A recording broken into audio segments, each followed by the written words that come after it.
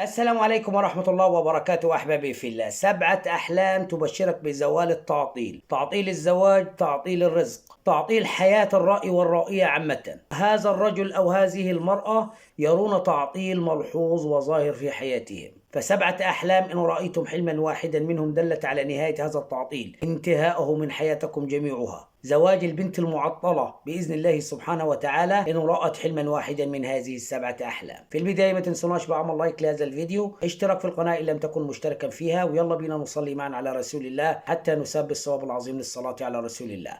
اللهم صل وسلم وبارك على سيدنا محمد وعلى آله وصحبه صلاة تفتح لنا بها أبواب الرضا والتيسير وتغلق عنا أبواب الشر والتعسير، إنك يا مولانا نعم المولى ونعم النصير. كما قلنا أحبابي في الله، 7 أحلام تدل وتبشر الرائي والرائية على زوال التعطيل. أول هذه الأحلام هي رؤية الطيران في الهواء. الرائي والرائية يرون أنفسهم أنهم يطيرون في الهواء بدون أجنحة. أي حد يرى نفسه أنه يطير في الهواء يبشر بزوال التعطيل، يبشر ببداية حياة جديدة، سواء كان هذا التعطيل ناتج عن سحر أو ناتج عن حسد أو عين أو ناتج عن عكوسات قرين أو ناتج عن أي شيء. فإن رأيتم الطيران في المنام كانت بشارة عظيمة لكم بانتهاء هذا التعطيل قريبا عاجلا بإذن الله سبحانه وتعالى.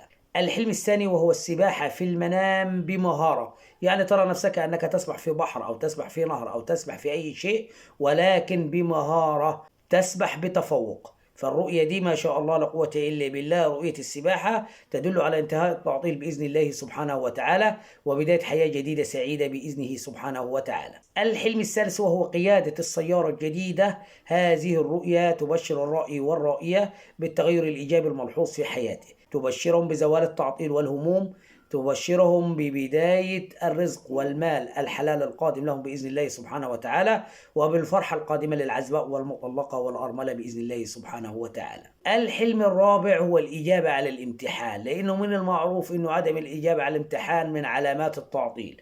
فإن رأيتم أنكم تجيبوا على الامتحان والاختبار في المنام دلت على انتهاء هذا التعطيل قريبا عاجلا بإذن الله سبحانه وتعالى.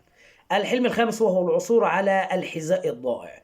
من المعروف أن رؤية ضياع الحذاء في المنام تدل على التعطيل للمرأة. بالنسبة للعزباء والمطلقة والأرملة فرؤية ضياع الحذاء في المنام تدل على تعطيل الزواج. فإن رأوا حذاءهم قد عاد ووجدوه فهذه الرؤية تبشرهم بالفرحة القادمة وانتهاء التعطيل من حياتهم بإذن الله سبحانه وتعالى. الحلم السادس وهو رؤية ترجيع مادة سوداء من الفم. هذه الرؤية تدل على انتهاء السحر. إن كان هذا التعطيل ناتج عن سحر فهذه الرؤية تدل على انتهاء هذا التعطيل الناتج من السحر بإذن الله سبحانه وتعالى.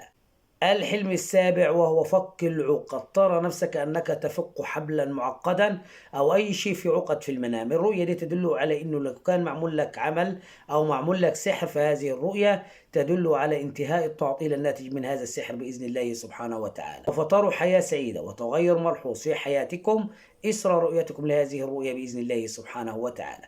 أحبكم بلا حدود وأتمنى من الله لكم التوفيق. أشكركم. السلام عليكم ورحمة الله وبركاته.